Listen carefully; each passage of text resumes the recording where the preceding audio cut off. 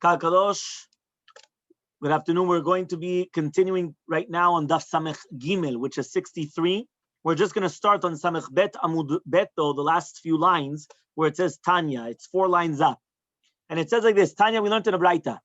Acherim omerim. Other people say, Higdim mulim la'arelim. Which means, what happens if a person comes and he says he's bringing the Korban Pesach, and he's saying that he's bringing it for the people that were done mulim v'la'arelim. So first he said to the people that have a Brit Milah, and then he said to the people that don't have a Brit Milah, to the Arelim, the ones that don't have the Brit Milah done. It's going to be kosher. However, though, if he says that he's bringing the Korban Pesach la'arelim v'lo-mulim, first for the people that are not circumcised, and then for the people that are circumcised, it's going to be pasul. Why? But since he started with the not kosher, it's not kosher. So says the Gemara, Maishna mulin la'arelim de kasher. What's the reasoning why we said that if you have mulin and arelim, it's going to be kosher? De kula or la bainan, because you need the machshava for everybody arelim to be pasul. Meaning, in order to disqualify it, you need your entire mind only for people that do not have brit milah. But if you do have some people that have brit milah, it's going to be kosher. So what's the difference? Veleka, and you don't have it. So to the other way around. Arelim lemulinami kula or la bayin veleka. Which means if the entire yisod, if the entire concept is that as long as you're doing it for somebody that has a brit milah, it's kosher, and you don't care about anybody else, so then what do you care about it now if it's going to go the other way around, right? So says the Gemara, Leima kasavre acherim, that we're starting on some Gimel Amud Aleph, 63a1 on the top. Leima kasavre acherim, so therefore we want to say that other people hold, ena leshchita ela basof. There is not going to be the shechita until the end. What does that mean? When you start cutting, remember that you're cutting the trachea and the esophagus, right? You're cutting the two different pipes, the windpipe and the food pipe in the animal. So the shechita is only when you finish the shechita, when you finish cutting the pipes. Like Rava, the Amar Rava, but Rava says in the Gemara Masechet Pesahim Daf, Adaini machloket, which means it's still a machloket between Rabbi Meir and Rabbi Yosef.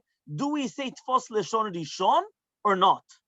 Okay. Which means that in such a case, Rabbi Meir says that we always go after the first language that you took, okay?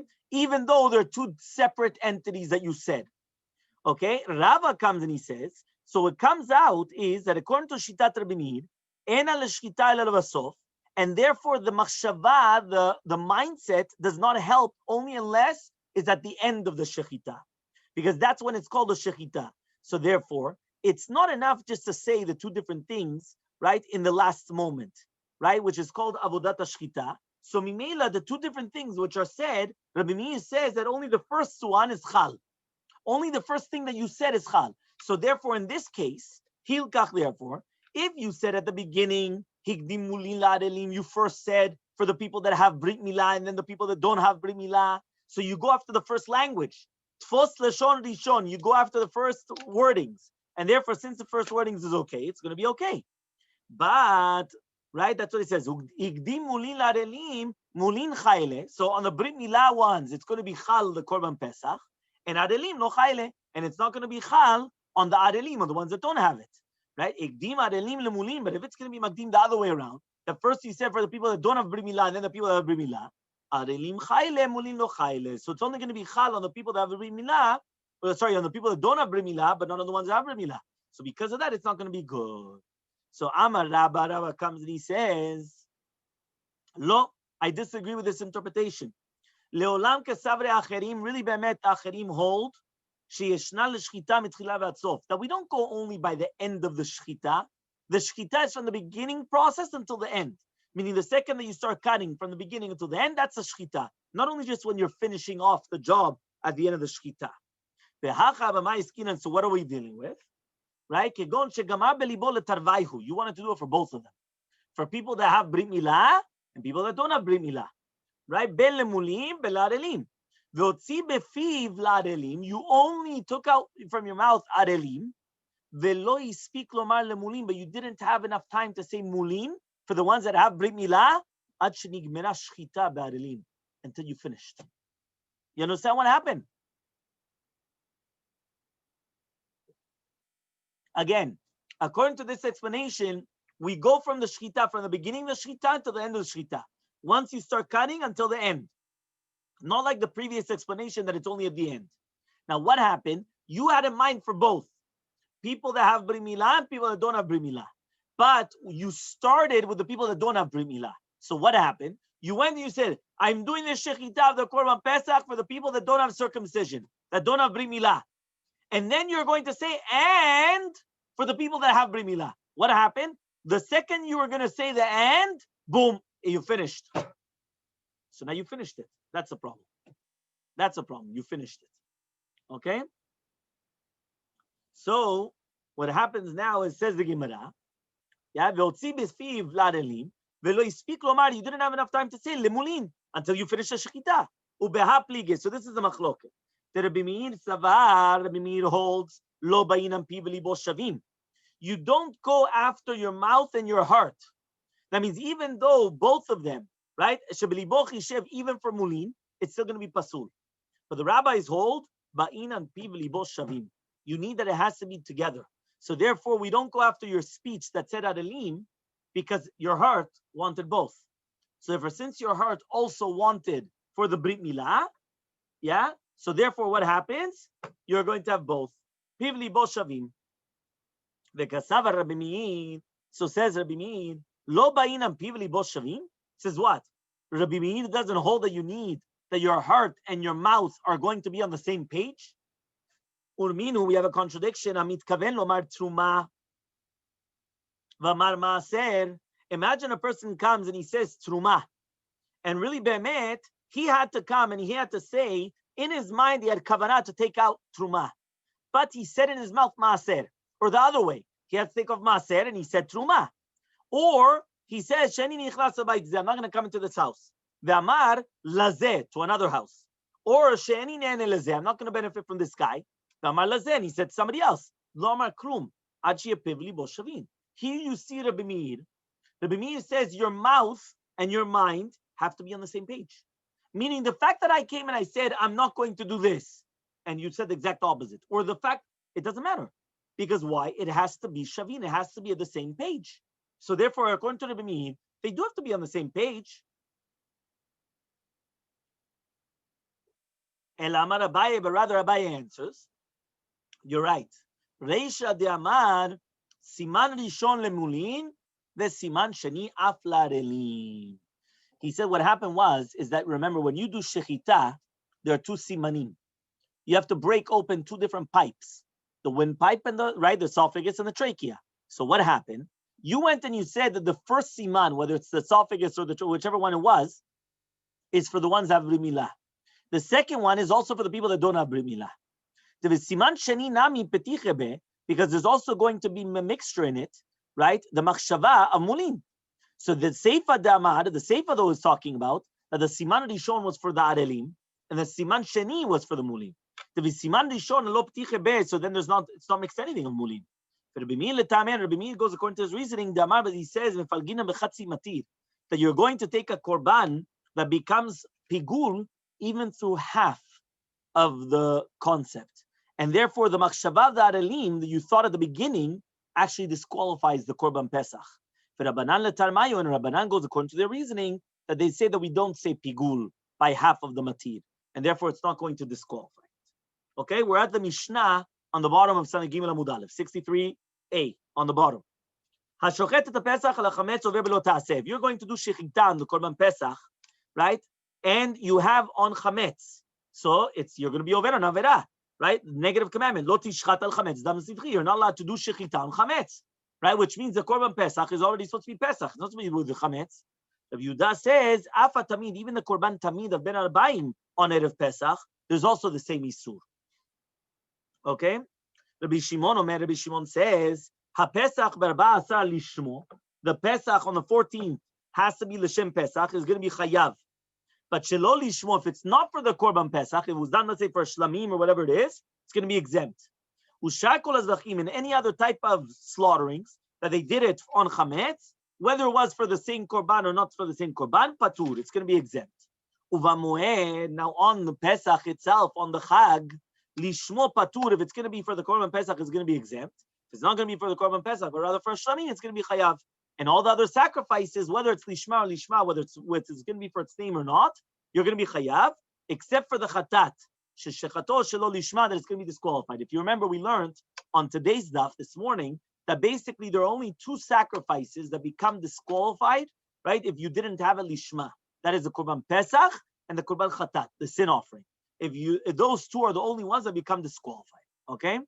Says the Gemara, Amar Bishimon Lakish, says Bishimon Lakish, Le'olam eno chayav, a person will never be chayav on the pasuk of lo tishchat al chametz, not doing shechita on chametz, until yeh chametz lashochet or lazorek, to the one doing the shechita or to the one that's sprinkling the blood on the mizbeach, right? Samir Gimel Amud Bet, right? 63b. Or le'echad mibnei chabura, or to one of the people that are part of the chabura, right? Which are again part of the group. Ad sheyeh imo ba'azara, until he's going to be with them in the azara. Rabbi Yochanan says, Af al pi she'en imo ba'azara, even though he's not going to be in the azara. Okay, because the first opinion said that he had to be with him in the azara. Second opinion saying no, he's not with him, even if he's not with him in the azara. So says the Gemara, what's the machloka between them? If you're going to tell me now that the concept is al, right? What does that mean? Rabbi Shimon Lakish holds al means besamuch, but it says lo tishchat al chametz. Does al chametz mean on chametz means close to chametz, meaning close by samuch? And Rabbi Yochanan holds lo bayin and al besamuch. You don't need that. We already have this machloket. The Tanam is we learned in the Mishnah in Menachot.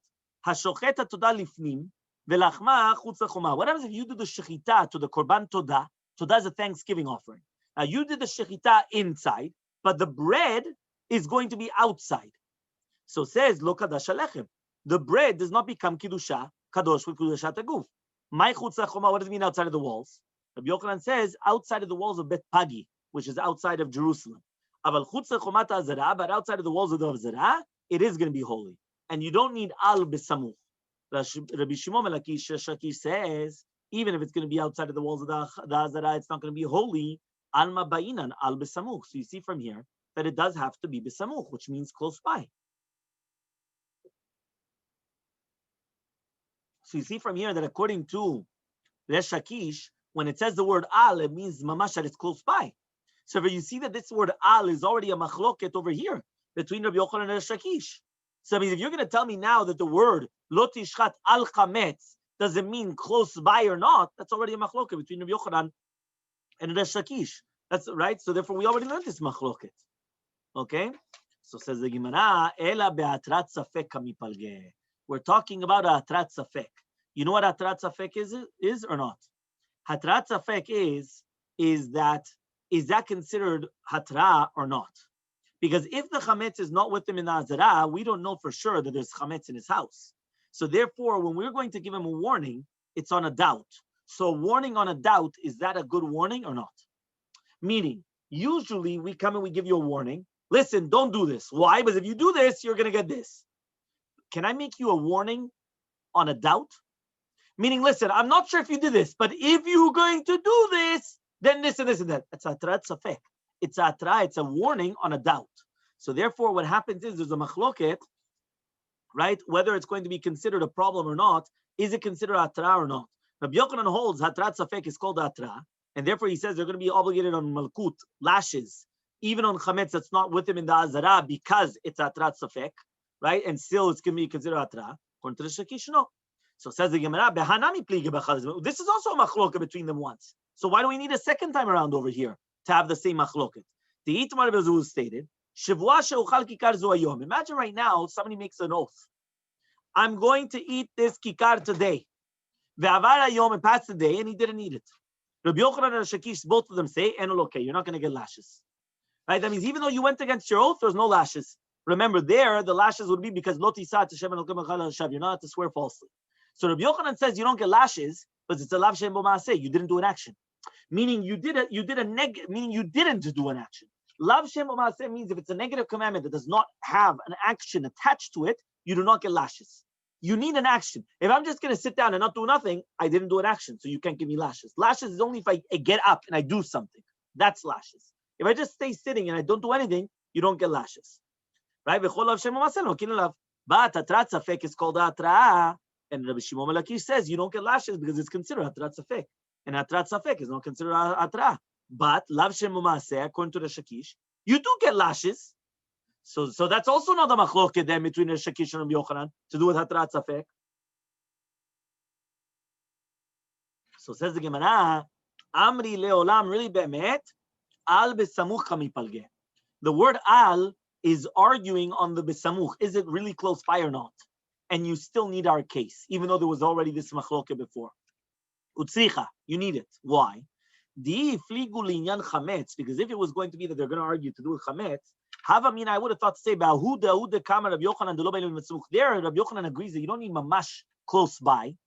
Mishum di isurhu, because it's an isur.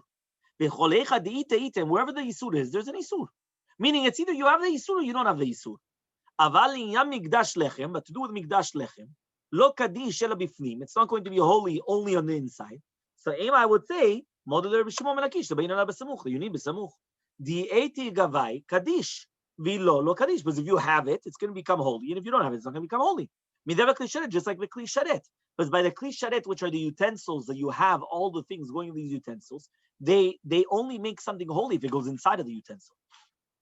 So for tzricha, migdash lechem. Now if you're going to tell me to do with the migdash lechem, that was a machloka between Rabbi Yochanan and the Shakish.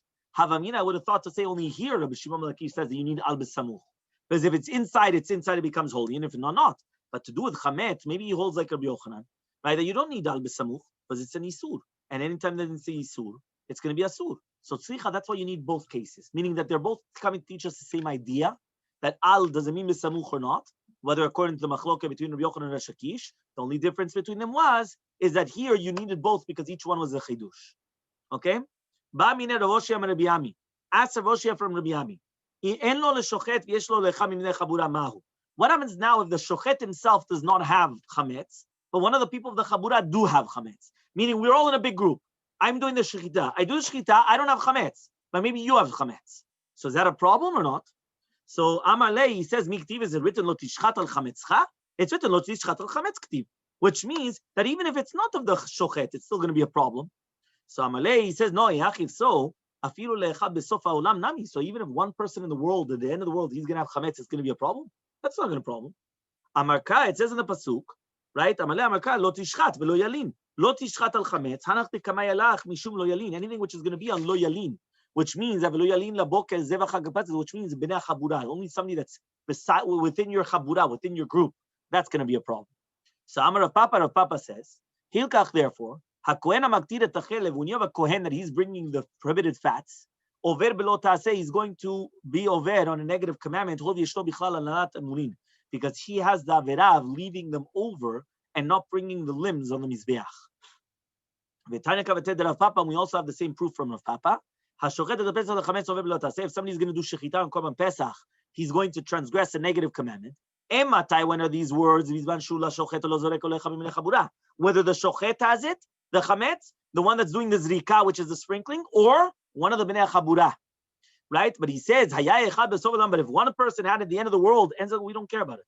But anybody who does the shochet, the slaughtering, sprinkling, or the one that's bringing it on the mizbeach is going to be chayav. But if you're going to do melika, remember melika is with the nail, and you cut off the head of the bird with the nail, right? You're not going to be over on anything. So ask the Gemara, meaning we have a contradiction. You are going to do transgress the negative commandment. Of Yudah says even on the tamid. Amrula, they said, they only said this on the Korban Pesach. Lo amru ela bePesach bilvad. So ematai, when are these words? These man shesh lach shochet olazorek olecha b'minei chabura, right? Ayale echad besof haolam en zakuk lo. But if it was in somebody in the end of the world, we don't care about that. And here it says ve'echad molek, ve'echad mazen, the one that's sprinkling also, he's going to be chayav. So here, see, the one that's doing melika is chayav.